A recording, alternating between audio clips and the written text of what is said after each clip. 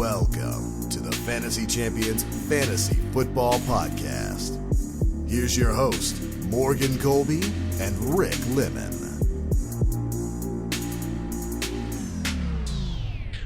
Welcome to part 2 of the free agency update that we got. Episode 2 of the week. Pat 2. After this, it'll be done for the most part. I mean, I know there's no big names left out there. Right? Yeah, unless one of these guys gets traded. Oh, unless we get a T. Higgins. Then we'll do a whole show for that. Or Ayuk. Or Ayuk. Or somebody random. True, Stephon Diggs we were just talking about. Oh, maybe. Yeah, for sure. But we do have a lot of wide receiver movement here, and we can discuss some of that. That's probably going to be the bulk of our show because the tight ends are lame-o schmamo. But anyway, before we jump into Old Faces, New Places, Part 2, follow us on all social platforms. On those freaking podcast platforms that you're listening. You're at the gym right now. Yeah. You're pumping the iron. Yeah. Would you listen to music or podcasts in the gym? Because I listen to podcasts. I'm like 95% music. Rick is just in the gym, raw dogging weights to no music. No, I got that Planet Fitness music. Yeah. Have you seen those memes? The worst kind. It's like when you forget to bring your headphones and you go to Planet Fitness, and it's like the worst music in the history of mankind playing. Yeah, it sounds exactly like the music they put on their TV ads. Yeah, exactly. I don't know if this is like a countrywide thing, like Fit Factory, but that's where I go. Mm-hmm. And they cycle that music every day. Sometimes it depends on the day. Sometimes it's like lame, and then other days it's like freaking Drake, and I'm lifting heavier. You're like, okay. Extra 5 pounds today? Hell yeah. But anyway, so if you're listening to a podcast sitting there in the gym, just pull out your phone, leave a nice review. Say these guys are great. I won my fantasy league, even if you didn't. And then share it with your friends. If you're watching on YouTube, subscribe. Click the bell for notifications. It'll tell you when we post a show every single time. And you can watch it. Like and comment down below any questions you have for us. Let's get started with some more updates here for free agency. Yes, sir. Good to get back here in the swing of things and talk about all the free agents. Next week we're going to talk some dynasty content, start getting into some of these these newbies, these rookies coming into the league. Because Rick and I, we have a football team that sucks, but they're terrible. Yeah, frankly, and they need a lot of offensive players to help them out. So and they might be getting it. We've been watching a lot in the draft. We've been watching a lot of offensive film, which coincidentally is good for fantasy football. All right, let's talk about some receivers that were on the move. T. Higgins was not on the move.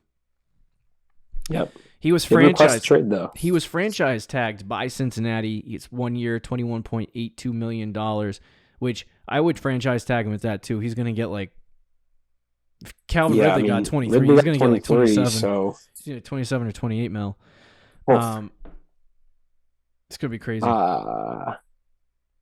don't think so? Million? You don't think so? I don't know. Somebody's going to pay him that much. But anyway, so he stays with Cincinnati. Assuming he stays with Cincinnati, status quo, he is exactly what he is. I would say between wide receiver 13 and 15 again. But he did request a trade, like Rick said. So we'll see if that request was granted. And then over the next couple weeks. But there's a lot of suitors that could go after him. So we'll let the NFL landscape. New England is. I mean, if he gets traded, New England's probably going to be top of the list of teams that would be in on him. Yeah, and I don't know what that looks like for T. Higgins. Yeah, that's true. That's not good. That's good for us. Yeah. I would be elated. I think the Panthers have been linked to him for a while. Oh my God, they get Deontay Johnson and T. Higgins. Yeah, that would be good for Bryce Young.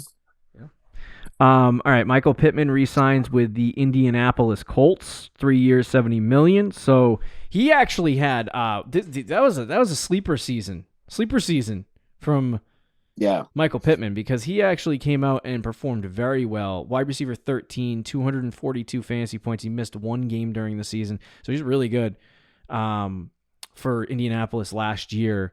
And he was actually really good as well when Anthony Richardson was throwing him the football. So hopefully those two things go back together and he can become... What is that, like 23.6 million? 23.7, something like that? Yes, something like that.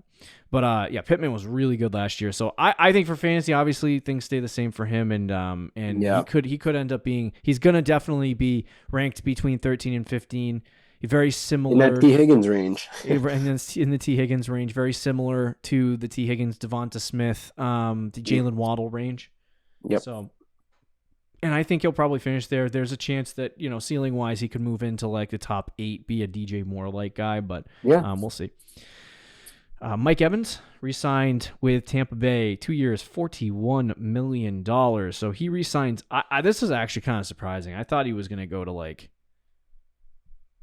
a different team, specifically the Kansas City Chiefs. But I could have seen the Chiefs or the Jets play with Rodgers. Yeah, I don't know why he re-signed with Tampa, but I actually wants to stay with Tampa his whole career. I think he's done.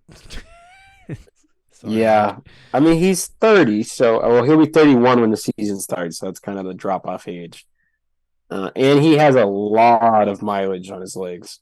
Yeah, so. But he did have good chemistry with Baker, so, I mean, we'll see. Is that all the re-signings? I think looks like it. Yeah. All right, now let's get to the nitty-gritty. Yep.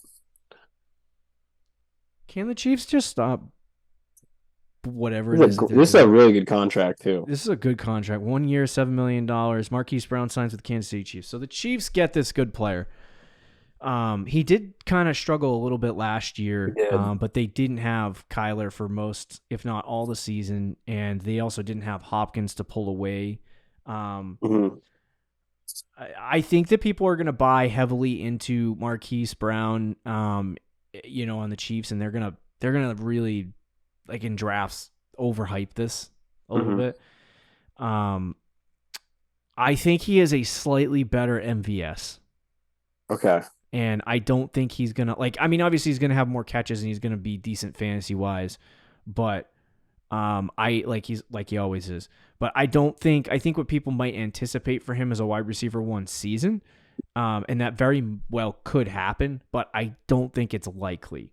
At the end of the season, you saw Rashee Rice come on as their wide receiver 1, so they needed a field stretcher, and that's what Marquise Brown is. He's going to stretch the field and add some speed because, if you watch the Chiefs all last year, I think their ADOT was shorter than the freaking Patriots, and the Patriots screen passed the whole team. The whole time. So, yeah, they're definitely trying to stretch the field more with Patrick Mahomes at quarterback and stuff like that. And that will open up Rashee Rice. I think that's good for Rashee Rice. But I don't know how the target share is going to be distributed. I don't know how the load is going to be distributed among the receivers. So, this could be good for both of them or it could be horrible for both of them. Yeah, it's interesting. I don't think it would be horrible because it's the Chiefs. So, yeah, that's true. Anything's not true. You still got Mahomes. It's not going to be bad necessarily. I agree with you that I do think it'll be overhyped. And in the past, I've always thought Hollywood Brown was kind of overrated. Especially those early days of the Cardinals and the Ravens. I thought he was kind of an overrated receiver. But I do think he's better than MVS. MVS blows. That was being and he's going to play that role. As a wide receiver 1, no, he's not that. But as a wide receiver 2, I think he does fit nicely with the Chiefs and what they want to do and the role that he's going to play in. So I don't mind Hollywood Brown at all. I actually like him. I do think he could get overdrafted and then I'd be out on him. Yeah. I think Rashee Rice, if you're drafting one Chiefs receiver, I would take Rashee Rice over Hollywood Brown. But as some, I don't know when you would take Hollywood, but 5th, 6th round or whatever, could be decent. I wouldn't want him to be a wide receiver 1 or 2 though. Yeah, Like, he's more of like a wide receiver 3 yeah. for fantasy. I agree. I think if people are able to pull, like, and the same thing happened like when you had Hopkins. Hopkins was able to pull away some of the pressure off of Hollywood Brown, which opened him up in the passing game a little bit. He's going to have big plays in that offense. Like, I could easily see him Yep. having like weeks where he gets like maybe only Boomer like 5 bust. catches, but like 5 for 150 and 2 touchdowns. I would say, let's take OG Tyreek Hill back in the day. What percentage of fantasy production will Marquise Brown have of back in the day Tyreek Hill with Patrick Mahomes? Fantasy production, I mean, he might, I don't know, 60%. Yeah, I was going to say 50%, somewhere in that vicinity. I mean, so what does he have? Wide receiver low and wide receiver 2, high end 3? Yeah, something like that. Yeah. So I like the landing spot. I mean, this couldn't be better for Marquise Brown. Yeah. And this could be one of the biggest smashes of the offseason. Like, you know, you draft him and then he comes out week 1 and he's just torching everybody and Mahomes is throwing it to him left and right. And it's, you know, scary. Mm-hmm. So that could be the case. Or, you know, it could just be. I will say, I don't think that, like, of I personally don't think that he's going to be a wide receiver 1 with the Chiefs. Even if he ends up being, you know, pretty good. Yeah, I don't either. I don't really think he, you know, gets that like Tyreek Hill role. Yeah, I agree. Fully. So he might have moments and big plays and all those things, but there's so much movement at running back and receiver in high-end fantasy slots. Like Mike Evans finished top 10 last year. Hollywood's always been good. Calvin Ridley was like in the top 15, I think. Higgins was in the same vicinity. You know, you have guys Derrick Henry, Josh Jacobs, Barkley, Pollard, Eckler. All of those guys finished high. Yeah. Swift finished high. So it's like Aaron Jones, a lot of movement on different teams. Like there's so many guys flipping teams and it's messing up the fantasy. So it's like, we're going to have to figure out what the heck's going on around. No, this is fun, dude. We got a new, it's fun, new landscape, but I'm here. Confused. All right. Calvin Ridley signed with Tennessee Titans 4 years, $92 million, 50 G's guaranteed. Oh, not 50 G's, 50 mil guaranteed. Big contract. I guess around the league, there was a report that I read today that Tennessee's happy that they got Ridley, but I guess the rest of the league execs are laughing at the Titans right now for how much they paid Calvin Ridley. Yeah, I mean, $23 million's a lot, but like, you know, and this is what I was saying with like the Patriots. If you have a lot of money to spend, it's okay to overpay for a guy you really like. And if the Titans feel like that, then it's okay to overpay for Ridley. And they have a lot of money too. I think they still have like the 4th most cap space in the league. So I don't think it's crazy. If the team did that and they didn't have any cap space and they gave Calvin Ridley $23 million, then it's like, all right, what are you doing? But to me, I don't think it's that crazy because I'm also higher on Ridley. I mean, it is a crazy contract, but like, if you think he's a good player, it's a guy you target. You have a lot of money to spend. Mm-hmm. You're like, we need to get a wide receiver, and you give him $23 million a year. I mean, I get it at least. Yeah. Now, is it good for fantasy that he's with the Tennessee Titans? No, it's a downgrade. Your only hope is that Will Levis is really good, and he had flashes last year as a rookie, so we'll see. But no, it's definitely not good. I will say though that he is the wide receiver 1 over DeAndre Hopkins to me. Yes, Hopkins is what, 32 now? Yep, 32. And you don't give a guy $23 million for him to be your, you know, 2nd or 3rd option. Like he's going to be the guy. So Ridley last year, and I was talking to you about this. Ridley last year had some. He was bad drops. He was really good, but he had some. I mean, there's a highlight reel. He could have had a smash fantasy year, like an absolute smash. Like he finished last year as the wide receiver. Where are you, buddy? Why can't I find you, Calvin? It's wide receiver 24. But he legit had, like, if you look at a highlight reel, he had a wide receiver 1, a low end wide receiver 1. Like, let's see, six drop touchdowns. We're not even just talking about drops. We're talking about drop touchdowns. I think he had 10 total drops, which is ridiculously high. Yeah, which is ridiculously high. But I mean, he catches 4 of those touchdowns, and he jumps into, like, you know, the wide receiver 12 or 11 range. So, right. You know, I think for Ridley, like he obviously had some issues last year with catching the ball and drops. But what I will say is I don't think things are going to get better for him. Obviously, they don't have Trevor Lawrence. So yeah, it's like Tennessee is going to try to feed him the ball, and maybe, like you said, that's your only hope. Levis has a good season, but I don't think there's going to be a lot of touchdown upside. And I think what he did last year, if like, because Rick has impressed upon me that it was just a slump year for him. So that's what I think. Yeah. No, which is fine. I mean, like that, but yeah, no, that's fine. But assuming that is true, yeah, then I think he's probably going to be in the exact same spot.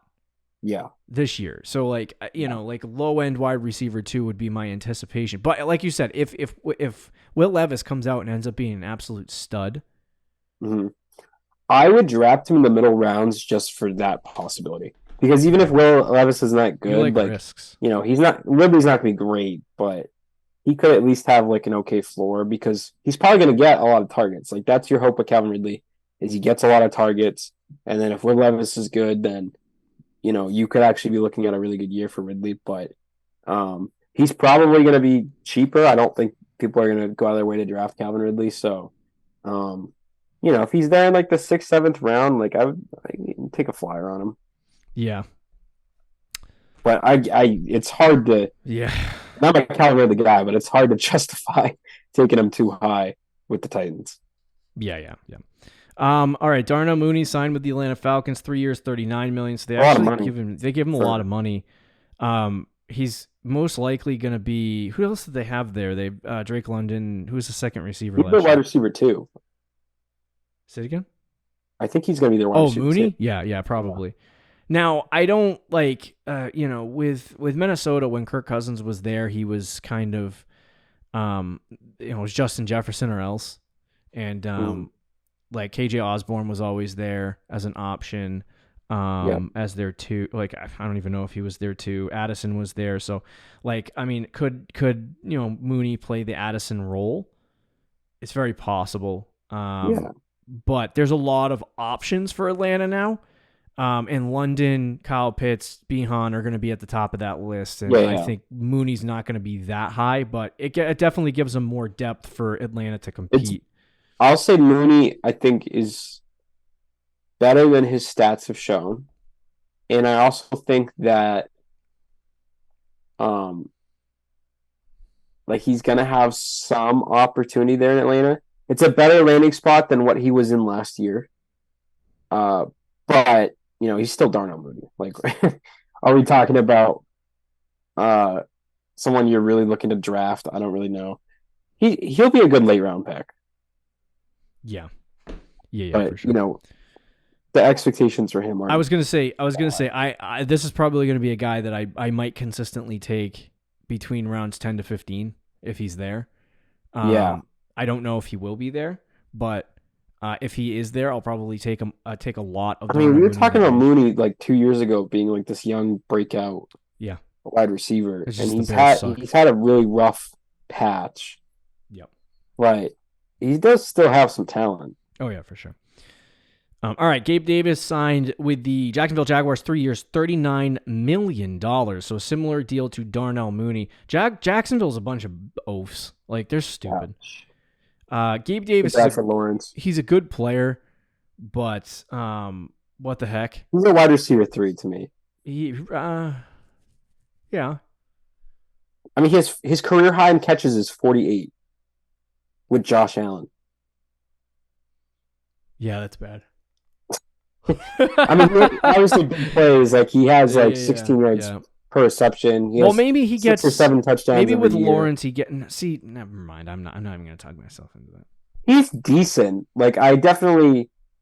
I think you underrate him a little bit. I think he's a good player. Yeah, I mean, I could see it because we talked about him potentially going to the Pats, and I was like freaking out. Didn't want him. And you said that I was being harsh on him. Yeah. So I probably am. I mean, Jacksonville's stupid, but he's definitely worth money. Like, he's a good player. He's not anything special, though, by any means. No. To me. Like, I'd rather have Mooney than Gabe Davis, but I do think Gabe Davis is probably going to get more opportunity in this offense than Darnell Mooney does because there is a lot of vacated targets with Calvin Ridley. Now, I do think that a lot of them will go to Christian Kirk, who they signed a couple years ago. Will this change if they draft a receiver? It might change if they draft a receiver, but if they don't, or like I would say if they draft a receiver high, like if they draft a first round receiver or maybe even a second round receiver, then I think it would affect it. If it's third or later, then it's going to take too long for that person to develop. So I think Gabe will obviously take a chunk of those Calvin Ridley vacated targets, but with Gabe, it's how many of the targets go back to Christian Kirk?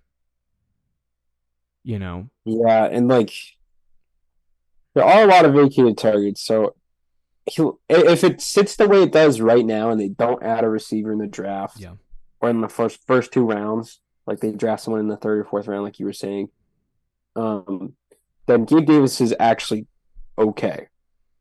He's okay because there are a lot of vacated targets there, and he's gonna have some big plays. So I would draft him, but I don't feel great about it. Yeah. Okay, let's move on to Keenan Allen, who was traded to the Chicago Bears. Here we go. Bears adding a running back. Bears adding a receiver. Bears adding a quarterback. Whole new team this year. Yeah, they're well. Ryan Poles is trying to cook. We'll say that. But Keenan is he's old as dirt, and he is a reliably consistent receiver. But what I will say about him is I was talking to Rick about this before the show, and I do think that there's a real reality that you're going to see. Obviously, DJ Moore is the wide receiver 1 there. I think to start, Keenan Allen is going to play the slot, obviously, but he's probably going to be their wide receiver 2, just in the context that he's a veteran, he's a leader, like he's going to obviously start over a rookie, but there's a good shot that the Bears take a receiver at 9. Because they have the 9th overall pick. So if they take a receiver at 9, whether it's Malik Nabers or somebody like that, that person's going to play opposite side DJ Moore with Keenan Allen in the slot. And there's going to be, I don't think they're going to just take, Caleb Williams and have him throw his brains out 575 to 600 times next year. You would imagine that's not going to be the case, and they're going to try to run it a little bit more. Just to get Caleb's feet underneath him. But I just don't know how much opportunity that Keenan Allen is going to get. Like, he's not going to get 100 catches or 90 catches or 80 catches or maybe even 70 catches on the Bears. Like, I could see 60, 65. He's going to be like a volume play. Yeah, it could be. He could be a guy that gets 60 to 70 catches. But I think that a lot of them are going to go to DJ Moore, and then. If the rookie is a top 10 rookie, it's going to be hard for Keenan to sustain. He might start fast, but it's going to be hard for him to sustain that workload. He's old, slow, and there's not a lot left in the tank for Keenan now. Good ad for the Bears, good veteran ad, but this kind of looks like Adam Thielen to the Panthers to me. Yeah, but Thielen put up decent numbers at times last year, and I think early in the season. Right, and I think Keenan Allen could do that this year. Yep. I know I had talked to you last year about the Chargers offense and how I felt about Eckler and Keenan Allen. More so Eckler. I mean, he was really washed, but Allen is definitely slowed down. He put up huge numbers, but like a lot of that was like 5-yard passes, 6-yard passes. Like anytime they play press man coverage, it's really hard, or just even man coverage, it's harder for him to get open than it used to be because he's just slower. And he's going to be 32 this year. Now, he could be like Travis Kelce. Like Kelce, a lot of his game comes from finding the soft spot in the zone. And when Caleb Williams scrambles and the play breaks down, I think Keenan Allen will be like a good option of finding those open areas. So I think he can still be okay, but might be overdrafted. And as you said, especially if they draft a receiver, then it's going to be totally different. Assuming they don't draft a receiver, I think he'll be decent. But will probably be overdrafted. And even if they don't draft a receiver, just like Thielen, he might still drop off as the season goes on. Yeah. So I'm not excited about Keenan Allen. Like, obviously, if the value is there for him in the middle of the draft, then that's great. But I could see him and Derrick Henry being just like the name values getting way overdrafted this year. Yeah, for sure. Okay, Mike Williams signed a 1-year deal with the Jets after he got cut by the Vikings. Chargers got rid of both their receivers. Yeah, I was gonna say Chargers were in cap jail. Jim Harbaugh. I think it's funny because we listen in Boston. We have this show at 2:00 on sports radio. Yeah, Felger and Mads, and they talk about how the cap is crap, the cap is whack. Yeah, I still think the cap is crap. The Chargers are a prime example of the cap actually existing. But if they had to cut Mike Williams and cut Keenan Allen, it'd still be on the Chargers. Of course, that's the case. But that didn't happen because players want money. So yeah. Anyway, they had to cut somebody to get under the cap, which they did. There's still rumors that they might trade Joey Bosa. Bosa and Klomack ended up taking pay cuts, so I think they're both going to stay. Oh, okay, all right, good. That's good for them. But Mike Williams then went to the Jets. He's got a 1-year deal worth up to $15 million, so a lot of incentives. I don't remember what the base salary is, but he goes there. Garrett Wilson's going to be the one there. This guy's just going to be a big target in the end zone for Mike Williams. I mean, not for Mike Williams, for Aaron Rodgers. Yeah, and so we'll see how it kind of works out with the Jets. If the Jets ends up sucking, I could see Mike Williams as being a nothing burger. Yeah, he's kind of he's already one of the riskiest fantasy assets for teams to draft. He was with the Chargers. He is with the Jets, even more so. So if you draft him, you might get some big boom games and some big bust games like you normally do. But if the Jets suck, I mean, Mike Williams is going to be hot. Oh, yeah, he's going to be like Lazard was last year. Yeah, he's going to be. I will say, I think Mike Williams, when healthy, is a much better receiver than Allen Lazard. Yeah, so 1,000% agree. And he, like, I mean, it's all going to be dependent on Aaron Rodgers. Did Lazard die? Their whole season, offense, record, everything is going to. If Rodgers is even close to what he was in the past, then they'll be okay. Yeah. But it is an if. He's coming off a torn Achilles. He's 40 years old. Like, that's not just everyday stuff there. So it's as you said, big question marks to Mike Williams. He's coming off a torn ACL. His quarterback's coming off a torn Achilles. Mm-hmm. Like, it's a lot of question marks with him. But as a late-round flyer, I don't hate it because he fits with Rodgers really well. Rodgers is really, really good at those, like, sideline, just flick your wrist 50-50 balls with receivers or back shoulders, right? Yeah. And that's what Mike Williams' game is, and the deep ball too. So, like, he's a really good fit with Rodgers, and I think if healthy, he's a good wide receiver too. Mm-hmm. So, like, there is things to like there, but obviously a lot of risk. Yeah, I think it's funny that these players are, like, Super Bowl chasing with the Jets. Dude, you're so anti-Jet. I am. I really am. I don't think they can win a Super Bowl. They're not good enough. See, Rodgers wasn't good enough to knock off the teams in the NFC. What makes people think that a 40-year-old Rodgers coming off Achilles injury is going to knock off the freaking Super Bowl? Yes, I agree with you. The second greatest quarterback of all time? No, thank you. I do think they're a playoff team. They might be, yeah. But Deontay Johnson was traded to the Panthers. I think this is the last major deal. We can talk about the second one in a second, but yeah, this is good news for Bryce Young. Good news for Bryce Young for sure. Good news for Bryce Young. Good news for that offense. Hopefully, there's some improvements there. Deontay Johnson is a little bit on the older side, so I don't know how much we're going to see him continue to have success, but he is a reliable... He's younger than Calvin Ridley. What'd you say? I think he might be younger than Calvin Ridley. Yeah, but he has more... 27. He has more workload under his legs. That's true. But so he should be healthy and fine. It's like prime of your career, though. Yeah, 27. He should probably. He was 28 for the season. I'm being harsh on him. He should be all right.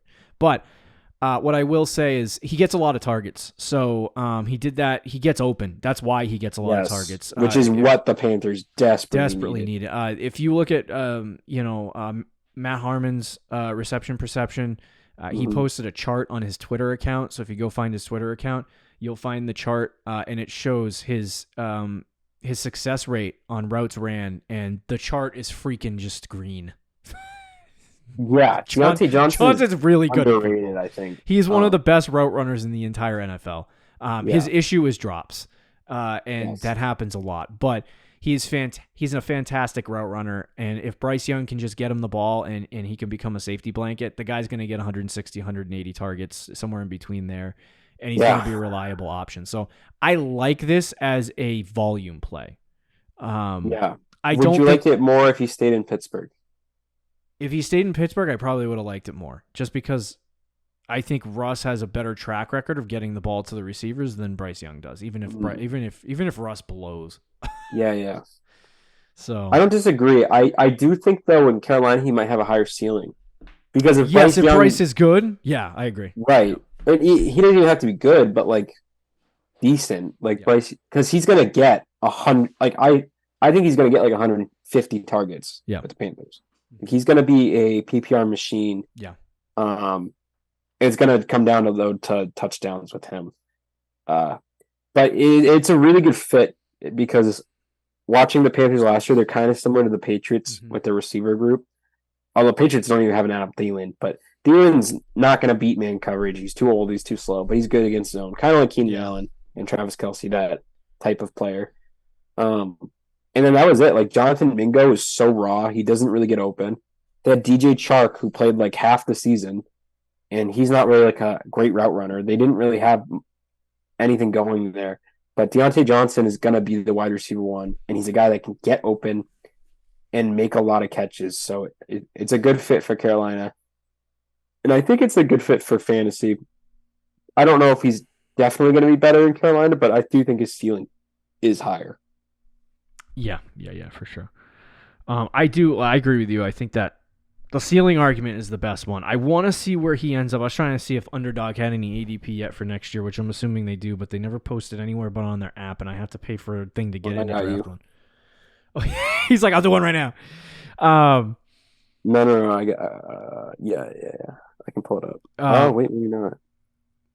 But yeah, so I think for Deontay Johnson, Rick is right. If he's available for you in the middle rounds, I take him, and the reason why I take him is surely because of that. Like he's a good volume play, and I think he'll be fine. In worst case scenario, he ends up as like a low end wide receiver 2, maybe a high end wide receiver 3, and maybe you don't get that return on investment. But I think the volume play is there, and then with Bryce, if he takes a step forward this year, and the addition of some receivers to that receiver room. Like, it's going to be good news for you if you draft him and then Bryce Young goes off. And it's like, if that's the case and Bryce Young goes off next year and ends up being really good, then you're going to see, Deontay Johnson have a really great season. Yeah. Dude, I just want to let you know. Oh, no. Right now, Underdog ADP is absolutely bananas. Everything is crazy. We need some stabilization here is what it sounds like. There's some wild... So where's Deontay, though? Spots. Deontay Johnson, that's who I came here to look for. Let's look.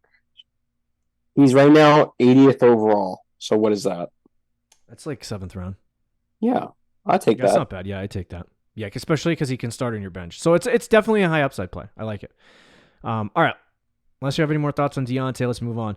Then we can move on. Curtis Samuel signed with the Bills, 3 years, $24 million. Obviously, I think this is it's a different role than Gabe Davis, but whatever targets Gabe Davis had, they're probably going to go to Curtis Samuel, and Curtis Samuel probably earns his own targets every once in a while.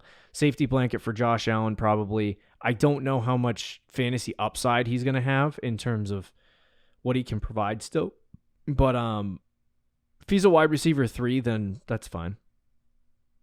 Yeah, I mean he might be in a better spot than he's been in the past. Mm-hmm. Like, playing with the Bills now. There's gonna be some vacated targets with Gabe Davis gone. But don't get crazy with him. Yeah. He's a nice little late round, piece, but yeah, if you're between rounds, Darnell Mooney too, like if these guys are between rounds 10 to 15, it might be worth a snag 100%. just to see what happens, because Curtis could come in and be really good, but he's also dealt with a lot of injuries and he's old. So there's now Mooney is pick 162, which is good. Underdog. That's around. And Curtis Samuel is actually higher. He's pick 144. Yeah, so those guys rounds 10 to 15, probably safe to say. All right, let's talk about some tight ends really quick. We only got 4 guys, so we'll make these rapid. But Dalton Schultz a lot of re-signings, so nothing's going to change here. But Dalton Schultz re-signs with the Houston Texans, so he had a decent season last year with Houston. I just want to see really quickly where he ended up in fantasy football last year in PPR. The low end tight end 1. He was, tight end 10, low end tight end 1. Yeah. So he did some decent stuff last year. I believe he did miss some time. If I had to take a guess, he missed 2 games. So if he played 2 more games, he probably would have finished like around 8. With CJ Stroud taking a step forward, I think he's a decent fantasy player, but nothing really changes for him with the Houston Texans. Hunter Henry re-signed with the New England Patriots, 3 years, $27 million. So he's just in a transition contract while they figure out what the heck's going on with the tight end position in New England. They got so many other problems. It's good they kept Henry, but Hunter Henry wasn't really a fantasy option last year, and I don't think that. I mean, if they get Drake May's great at throwing into the middle of the field, and that's a very good thing for Hunter Henry. He might have some sneaky good games. But I don't know if our boy Drake May is going to play starting off the bat, or if he's even going to get drafted by the Pats. Yeah. So, for right now, we'll see what happens with Hunter Henry. Noah Fant resigns with Seattle. Wasn't really fantasy relevant anyway. And then Gerald Everett goes to. This is actually a sneaky one. He was kind of a decent fantasy option in different weeks with the Chargers, right? And then he is now with Chicago, who adds more weapons. 2 years, $12 million, so $6 million a year. Lots going on there in Chicago. I'm interested to see how they put it together. Real quick, I don't think Fant is fantasy relevant necessarily, but he might have more opportunity now with Pete Carroll gone and a more pass-first offense, an up-tempo offense. And they got rid of Will Dissly. So he's the only tight end in that room now. I'm not telling you should draft Noah Fant. Rick's like, Noah Fant. Because I have an offer right now from someone in the Dynasty League. I have Noah Fant. He's offering me a 3rd-round pick, and I'm going to accept it. I'm going to take it. Yeah. Shows you where I'm at. But just saying there could be some sneaky, when you're doing your tight end streams because you drafted Kyle Pitts and he sucks again. Yeah. Fant could be an option. All right. Yeah, I think that's it for signings. If anything else happens, guys, we will update you. Rick, real quick question while we close out the show. Who you got in the tournament? March Madness, baby. Oh my gosh, I think I had Tennessee, I might go to the University of Connecticut. I heard they're the 1 seed this year. Oh, UConn. They won last year though. Oh shoot. Can't go back to back. You can't go back to back. Anyway, maybe you can, but we'll talk fantasy football next week. See you later, Rick. See ya. Thank you for listening to the Fantasy Champions Podcast. Make sure you subscribe on iTunes and YouTube and follow us on Twitter @TheFFChamps.